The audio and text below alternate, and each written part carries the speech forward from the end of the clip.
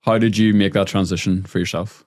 So you go from being an English teenager, looking online, dreaming about all these things. How do you bridge the gap between that and action? Luckily, I had a mentor.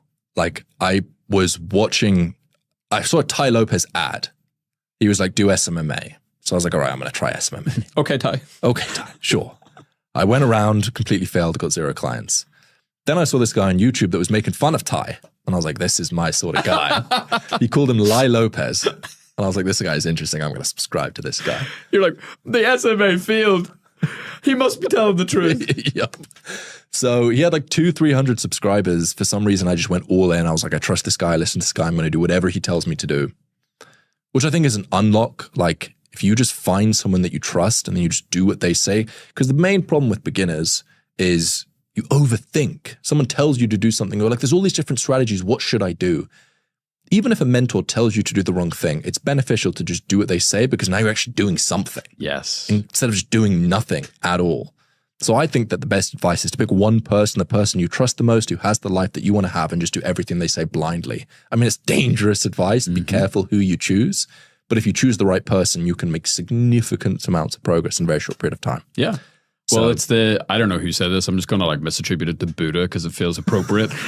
It's like you can either have 6 1-foot holes or you can have 1 6-foot hole. Exactly. It's like just put your energy and direction in one place. 100%. So I found this guy, Sunny T. He was giving advice on YouTube, tiny little channel. I paid him like $30. That was all I had at the time. He joined me into this tiny little Facebook group where he would shout at me regularly every day. He would literally scream at me, like go live on Facebook and just scream at me. This big American dude, just angrily. That's what I needed. Like, I was lazy. I was doing nothing. He just screamed at me. And he just said, start uploading on YouTube. And I was like, what do I make videos about? I was like, I'm just an 18-year-old kid. What do I have to say? And then we were like, hold on a second. I'm quite interested in this topic, Stoicism, the philosophy of Stoicism. And luckily with this topic, I don't have to be the one with all the answers. There's this guy, Marcus Aurelius. He was the emperor of Rome. He has some pretty interesting things to say. A lot of proof. That's a decent amount of proof. Emperor of Rome. Decent amount. He was the world's most powerful man at the time. Like, that's something. So I was like, I'm not going to form an opinion. I'm just going to tell people what he said. And that was how I started the YouTube channel. I call it credibility hacking. If you don't have credibility in the beginning, don't pretend to be an expert when you're not. Just find experts. This could be science. This could be billionaires, and just synthesize what they have to say and create it into your own content. Yeah. There's nothing cringier than someone who's not an expert pretending to be an expert. Value posts. We love them. Oh, yeah. Were you still in high school at that time, or were you already in uni? I think it was the transition between school and university, the summer. Because I remember I was going to study economics. I started watching marketing videos online. So I changed my degree from economics to marketing, hoping it was going to be more like the videos that I watched online. How disappointed you were. Yep. When was the first time your friends and peer group discovered you were making videos on YouTube? I left all of my friends at like 2 to 3 points in my life. And it was painful. Like, having no friends as an 18-year-old, 19-year-old guy, that's tough. But it felt like the identity that I had crafted to get those friends to like me wasn't an identity that would support me with my goals. Right. For example, when I started uploading YouTube videos, the guy they knew me as wouldn't upload YouTube videos. I was this cool and relaxed, and I don't care. I take things easy. I don't try. Yeah. That's not cool. What are you doing talking about all that stoicism, Kirby? Yeah. Literally exactly that. What are these videos? Yeah, literally. So I remember there was one point that I was living with 4 other guys, and I was like, all right, I can't do the things that I want to do if I'm still friends with them. So I had to just not be friends with them, even though we were living together. So I just stayed in my room, didn't talk to them, tried to avoid them. It was brutal, but painful period. But I feel like it needed to be done for me to become the person that I wanted to become. When was the second time? The first time was actually before that. I changed school between the ages, like before GCSEs. How old is that? Like 16. 15, 16. Yeah, something like that. Because again, like the identity that I had created wasn't the identity that I needed to become the next version of myself. It sucks. Painful. Yeah. At what point did you meet the new friends?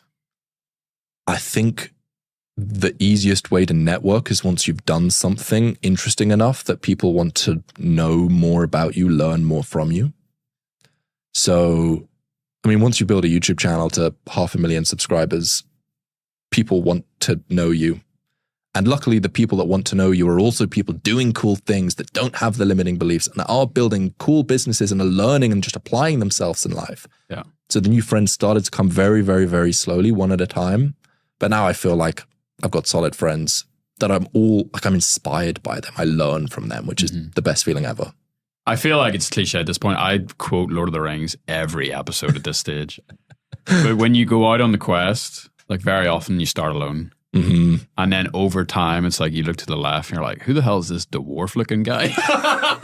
Then you're like, who the hell is this like elfie archer dude? Yeah. But they're all these like badass people in their own right. Yep. And you get to learn from them, but you only meet them along the way. Yeah, They don't come and meet you in your, university bedroom and are like, hey Kirby, you want to go on an adventure? It's like they're you have out to start there. the adventure. Yeah. And then they come. That's cool. That's a good point. It's tough. It's tough. Yeah. Was there any relationships or the next kind of mentor that took you on like another 10x quantum leap, to use some cliche language around that? Yo, first one was Sunny T. That was the guy that got me started uploading videos. Mm-hmm. Next one was Miles Beckler. Mm-hmm. He was the one that kept me uploading the videos, started to teach me how to monetize the audience. But that was difficult because I was selling things for like $20. I had like an MP3 player that I would sell for $7. Hell yeah. I heard people talking about free book funnels. So I was like, why don't I do a free MP3 funnel? So I'd like load a journaling course onto it and ship it out to people and then have like an upsell that was $17. So I was struggling to make money. And at this point, I was still in a degree that I hated. I was like, I'm not going to drop out until I know that I can do this online thing, because I don't know if I can do it. Yeah. I doubted myself. I would constantly send messages to this mentor, Sunny T, and be like, I don't know if this is possible. I don't think it's possible to make money. Maybe it's not possible for me. And then I found Sam Ovens, and he taught me how to sell high ticket. And then I went from like $2,000 to $3,000 a month to $30,000 a month in like 3 months. And then I got up to $100,000 a month in less than a year. It was just like the only thing that I needed, because I had some traffic. I had the YouTube channel. I just didn't have the correct monetization vehicle. And as soon as I unlocked that, it was a complete game changer.